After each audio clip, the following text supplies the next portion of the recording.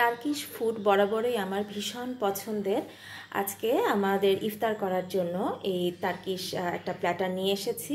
তো দুর্ভাগ্যজনকভাবে আমাদের দেশে টার্কিশ ফুডের যে রেস্টুরেন্টগুলো রয়েছে বা অনেক রেস্টুরেন্ট যে টার্কিশ ফুডগুলো সার্ভ করে সেগুলোর মধ্যে কিন্তু অথেন্টিক যে টার্কিশ ফ্লেভার সেটা খুব কম পাই। বিশেষ করে যারা আমরা তুর্কিতে যেই ফুডগুলো গ্রহণ করেছি তারা কিন্তু এই ডিফারেন্সটা সহজেই ধরতে পারি। তারপরও বেশ কিছু রেস্টুরেন্ট আছে যাদের টার্কিশ ফুডগুলো ভালোই।